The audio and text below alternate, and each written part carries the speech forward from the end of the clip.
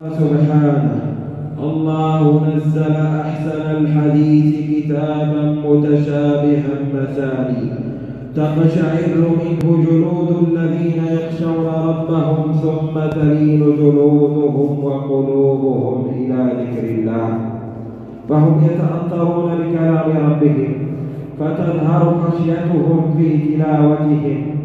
قال رسول الله صلى الله عليه وسلم: إن من أحسن الناس صوتا بالقرآن الذي إذا سمعتموه يقرأ حسبتموه يخشى الله.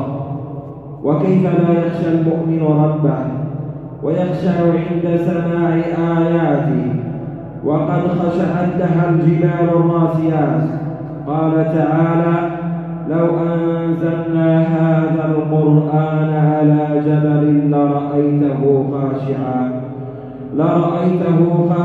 متصدعا من خشية الله. ولقد كان نبينا محمد صلى الله عليه وسلم إذا سمع كلام ربه خشع قلبه ودمعت عينه، فقد قال يوما لعبد الله بن مسعود رضي الله عنه: اقرأ علي. قال ابن مسعود: فقرأت سورة النساء حتى إذا بلغت قوله تعالى: فكيف إذا جئنا من كل أمة بشهيد وجئنا بك على هؤلاء شهيدا. رفعت رأسي فرأيت دموعه صلى الله عليه وسلم تسيل. وهذا شأن المؤمن مع كلام ربه وذكر خالقه، يخشع ويخضع وعينه تدمع رغبة ورحمة. قال رسول الله صلى الله عليه وسلم: 7 يظلهم الله في ظله يوم لا ظل إلا ظله، ومنهم ورجل ذكر الله خاليا ففاضت عيناه. فاللهم اجعلنا لكتابك تالين ولآياته متدبرين ولأمرك معظمين ومن خشيتك مشفقين.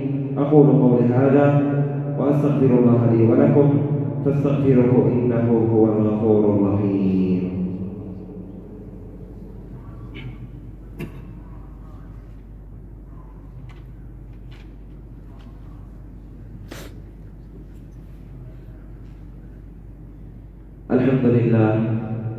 الحمد لله وحده، والصلاة والسلام على من لا نبي بعده وعلى آله وصحبه ومن تبع هديه. عباد الله، قال الله عز وجل في صفات المؤمنين: وإذا تليت عليهم آياته زادتهم إيمانا. فالمؤمن إذا تدبر آيات القرآن الكريم فخشع لها بقلبه وخاف مقام ربه زاد إيمانه فحسن عمله طاعة لله ورسوله واتقى بأخلاقه، فتجده محسنا إلى أهله وجيرانه، متخلقا بالأخلاق الحميدة في معاملاته. فلنحرص على تلاوة القرآن وتدبره والتخلق بأخلاقه، فإن في ذلك سعادة الإنسان في دنياه وآخرته. هذا، وصلوا وسلموا على سيدنا ونبينا محمد. اللهم صل وسلم عليه وعلى آله وصحبه أجمعين. اللهم اجعل القرآن العظيم ربيع قلوبنا وشفاء صدورنا وسائقنا وقائدنا إليك وإلى جناتك جنات النعيم. اللهم أدم على دولة الإمارات خيرها وهناءها وانشر السعادة بين أهلها، أنت ربها ووليها. اللهم وفق رئيس الدولة الشيخ خليفة بن زايد ونائبه وولي عهده الأمين وإخوانه حكام الإمارات لما تحبه وترضاه. اللهم ارحم الشيخ زايد والشيخ مكتوم وشيوخ الإمارات الذين انتقلوا إلى رحمتك، وأدخلهم بفضلك فسيح جناتك، وارحم شهداء الوطن وأجزل مثوبتهم، وارفع في الجنة درجتهم. اللهم ارفع عنا وعن العالمين الوباء، واشف المصابين بهذا الداء يا مجيب الدعاء يا مجيب الدعاء. اللهم اسقنا الغيث ولا تجعلنا من القانطين. اللهم أغثنا اللهم أغثنا اللهم أغثنا. ربنا آتنا في الدنيا حسنة وفي الآخرة حسنة وقنا عذاب النار. عباد الله، اذكروا الله العظيم يذكركم وأقم الصلاة. الله أكبر الله أكبر. أشهد أن لا إله إلا الله. أشهد أن محمدا رسول الله. حي على الصلاة حي على الفلاح. قد قامت الصلاة قد قامت الصلاة. الله أكبر الله أكبر. لا إله إلا الله.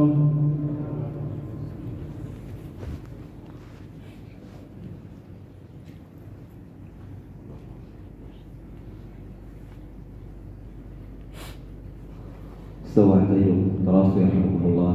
تباعدوا جزاكم الله خيرا. الله أكبر.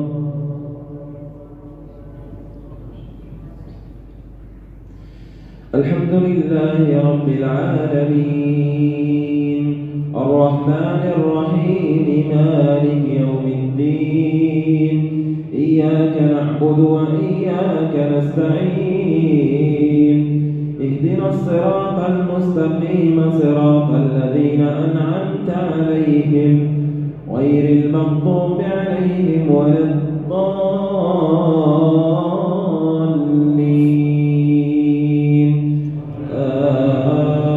آمين.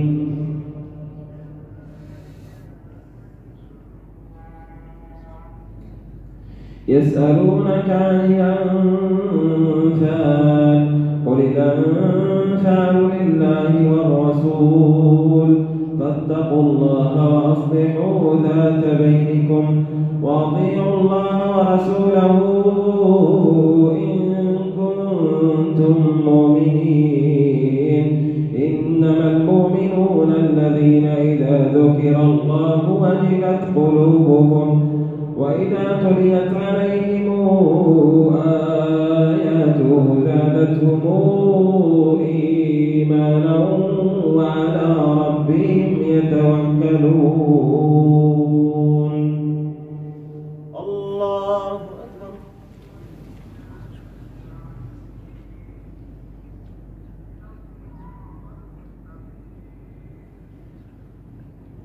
سمع الله لمن حمده. الله أكبر.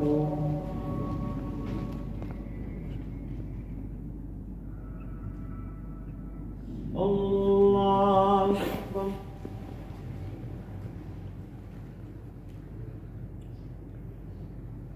الله أكبر.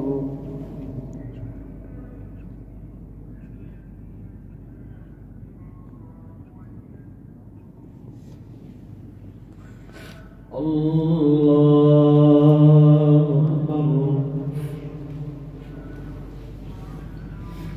الحمد لله رب العالمين الرحمن الرحيم مالك يوم الدين. إياك نعبد وإياك نستعين. اهدنا الصراط المستقيم صراط الذين أنعمت عليهم غير المغضوب عليهم ولا الضالين.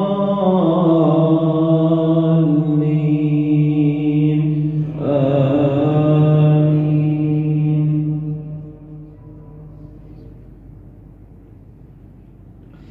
إن هذا القرآن يهدي للتي هي أقوم ويبشر المؤمنين الذين يعملون الصالحات أن لهم أجرا كبيرا وأن الذين لا يؤمنون بالآخرة أعتدنا لهم عذابا أليما. الله أكبر.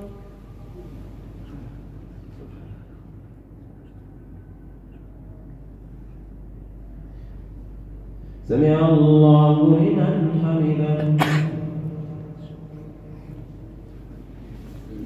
الله أكبر.